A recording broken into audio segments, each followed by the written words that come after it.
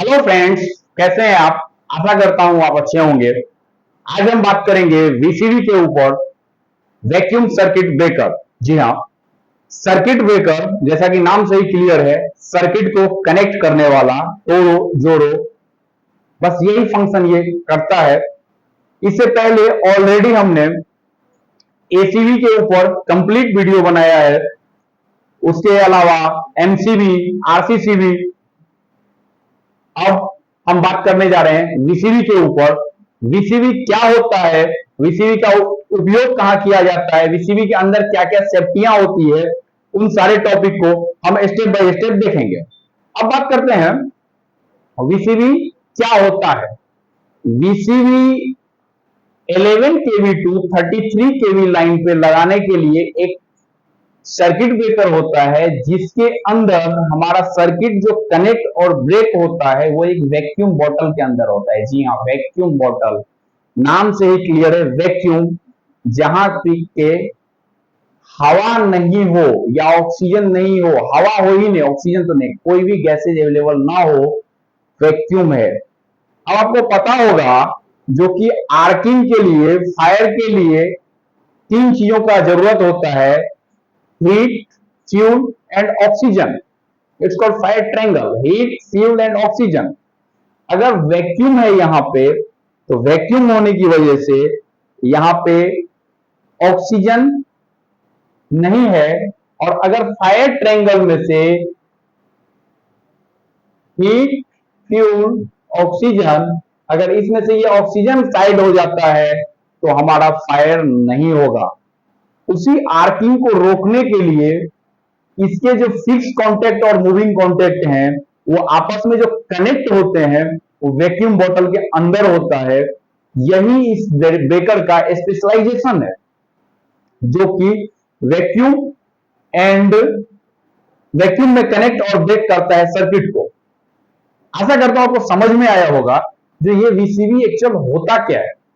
उसके आगे बात करें तो वीसीबी का यूज कहां किया जाता है, तो वीसीबी का use 11 KV to 33 KV, 11,000 volt से 33,000 वोल्ट तक के सप्लाई को स्विचिंग करने के लिए और फॉल्ट के केस में ट्रिपिंग के लिए यूज किया जाता है। 33,000 वोल्ट से जब आगे बढ़ते हैं हम, तो रोल आ जाता है हमारा SF6 सर्किट ब्रेकर की, जिसके बारे में हम आगे किसी वीडियो में बात करेंगे, सल्फर हेक्साफ्लोराइड।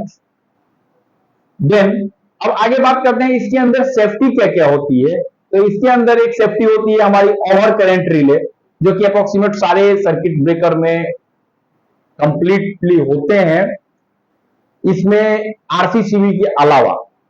दूसरा है हमारा अर्थ फॉल्ट, अगर कहीं अर्थ लीकेज होती है उस केस में हमारा ट्रिपिंग आएगा। शॉर्ट सर्किट के केस में ट्रिपिंग आएगा। उसके अलावा ये इसमें दो लगे होते हैं, shunt release and closing release. Shunt release and closing release जो हमारा है वो ब्रेकर के ऑपरेटिंग पार्ट्स में आते हैं, वो एक सेफ्टी डिवाइस नहीं है। संट रिलीज होता है ये, संट रिले नहीं होता है। अब आगे बढ़ते हैं तो इसमें आप एक फ्रंट पे वीसीबी पैनल में एनाउंसिएटर लगा हुआ देखेंगे, जिससे कि एक और डिक्लेरेशन आपको मिलेगा जो वीसीबी इसके अलावा और किस किस केस में ट्रिप हो सकता है। जैसा कि हमने प्रीवियस ट्रांसफार्मर के वीडियो में डिस्कस किया था, जो वीसीबी ट्रांसफार्मर में ऑयल टेम्परेचर के ऊपर ट्रिपिंग होनी चाहिए।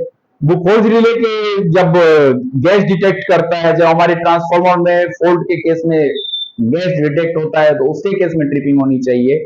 वाइंडिंग टेम्परेचर के केस में ट्रिप होनी चाहिए। इन फॉल्ट्स को डिटेक्ट करके जब ट्रांसफार्मर में लगे हुए safety devices WTI, OTI, Buchholz relay उस कमांड को हमारे वीसीबी तक भेजता है, तो उस कमांड के बेस पे भी हमारा वीसीबी ट्रिप होता है, जो कि उसमें सेपरेट उसके लिए रिले लगे होते हैं।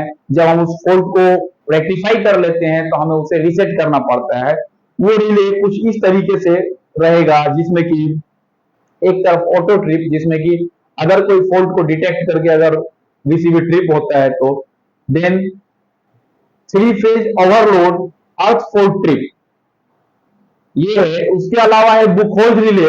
बुखोज रिले जैसा कि हमने बात किया, जो ट्रांसफार्मर का डिवाइस है, बट वहां से जब कमांड आएगा वीसीबी तक तो ट्रिप होगा और यहाँ हमारी इंडिकेशन आएगी। ये एनाउंसिएटर का मैंने बनाया है।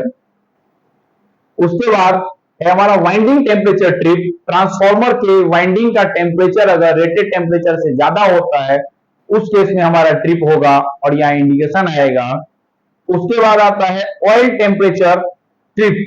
ये अलार्म का है, जो कि अगर ऑयल टेम्परेचर एक रेटेड लेवल तक आता है तो अलार्म जनरेट होगा, उससे ज्यादा जब होता है तो वो ट्रिपिंग होगा। तो यहाँ ऑयल टेम्परेचर ट्रिप इस केस में वीसीबी ट्रिप होगा। बाकी ये 3 अलार्म है जिसमें वीसीबी में ट्रिपिंग तो नहीं आएगा, बस एक हुटर बजेगा, जिससे कि जो भी हमारा टेक्निकल पर्सन होगा वो जाके वेरीफाई करेगा क्या प्रॉब्लम है, क्यों हो रहा है, उसके लिए क्या रेक्टिफिकेशन कर सकते हैं, जिसमें कि Buchholz relay alarm, Buchholz alarm, winding temperature alarm and oil temperature alarm. ये कंप्लीट सेफ्टी हमारा वीसीबी प्रोवाइड करवाती है। कहीं कहीं वीसीबी में हम अंडर वोल्टेज रिले का भी यूज करते हैं, बट ये 98% केस में नहीं होता है, ओनली 2% केस में होता है। अंडर वोल्टेज रिले का यूज इसके साथ में कर लेने का मेन मीनिंग ये होता है, जो वीसीबी को अगर हाई वोल्टेज या लो वोल्टेज मिलती है तो वो सेम एज ट्रांसफार्मर को फॉरवर्ड कर देगी और ट्रांसफार्मर उसके अकॉर्डिंग ही वोल्टेज ट्रांसफॉर्म करके आगे भेजेगी। तो एसीबी में तो ऑलरेडी हमारा अंडर वोल्टेज ट्रिपिंग होता है, डबल प्रोटेक्शन के लिए कहीं कहीं वीसीबी में भी ले लिया जाता है, बट ये बहुत कम जगह होता है। वीसीबी में अंडर वोल्टेज रिले का प्रोटेक्शन बहुत कम होता है। ये था हमारा कंप्लीट डिटेल्स वीसीबी के बारे में। एक क्वेश्चन ये भी आता है, जो क्या वीसीबी को एलटी पैनल में यूज किया जा सकता है? तो इसका जवाब है नहीं। रीजन ये, जो वीसीबी का जो डिजाइनिंग है वो लो करेंट एंड हाई वोल्टेज के लिए वीसीबी डिजाइन किया गया है। लो करंट मींस लो करंट के अकॉर्डिंग ही उसका कॉन्टेक्ट बनाया गया होगा। एसीबी में low voltage and high current के लिए एसीबी डिजाइन होता है, इसके लिए दोनों एक दूसरे का रिप्लेसमेंट नहीं बन सकता है। आशा करता हूं ये पूरे डिटेल आपको समझ में आई होगी। इस वीडियो से रिलेटेड या इलेक्ट्रिकल से रिलेटेड और भी कोई क्वेश्चन हो आपके पास तो आप कमेंट बॉक्स में जरूर पूछें। Thank you.